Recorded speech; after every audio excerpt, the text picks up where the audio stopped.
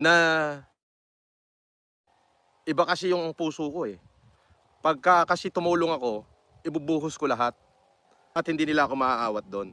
Yung kasi yung kasaysayan na gustong burahin ng mga kalabang ko sa'kin, hindi naman nila kayang burahin. Kasi bakit? Eh, totoo naman.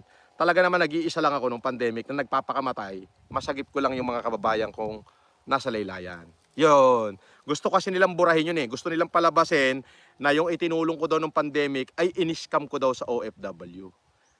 Eh, wala nga akong kilalang OFW nung pandemic, eh, nag-iisa nga lang ako at saka yung mga tauhan ko lang, eh, 'di ba?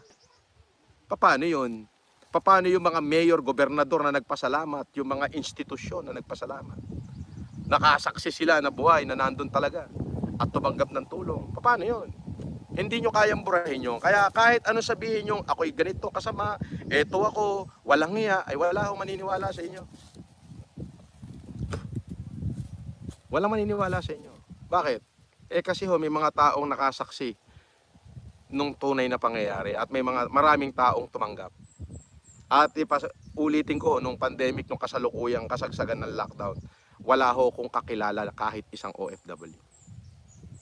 Oh. Pero maraming katibayan na bukod sa sarili kong ipon, nagbenta ako ng bahay sa ninang ko. Ha? Sa ninang ko, nagbenta ako ng bahay. Sa Miranila, binenta ko. Sa ninang Conchita ko. Sasakyan ko, binenta ko. Sports car. Sinaid ko lahat, halos laman ng bangko ko. 4 na bangko. May 2 bangko na hindi ko nagalaw. Ibinigay ko lahat yun.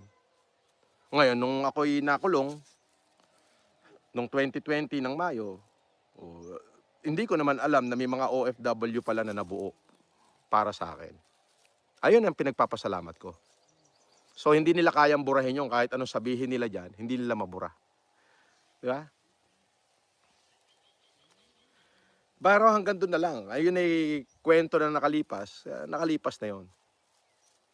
Hmm.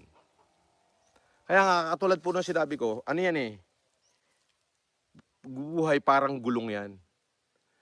Uh, Ngayon kung tatanungin nyo ako kung ibabalik yung nakaraan, tutulong pa ba ako sa kabila ng ginawa sa akin? O ikikip ko na lang, mananahimik na lang ako, ikikip ko lahat ng pera ko, mabubuhay ako ng maayos. Eh, bago mag-lockdown, ang sarap-sarap ng buhay ko. Tuwing Biyernes, lumilipad ako papuntang Japan, pupuntahan ko yung misis ko. Nag-i-enjoy ako. Marami akong pera, marami akong magaganda sasakyan, marami. Alam mo yun? Marami akong jowa. So, nabubuhay ako sa karangyaan.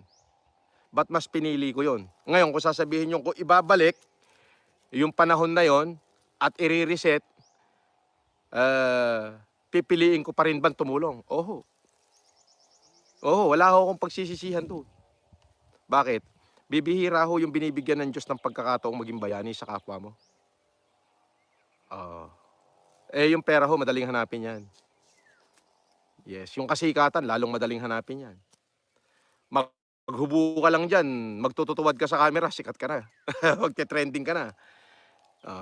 Pero yung pagbigyan ka ng pagkakataon na maging bayani sa kapwa mo tao, hindi ho lagi-laging ganon. Hindi ho lahat nabibigyan ng ganong pagkakataon.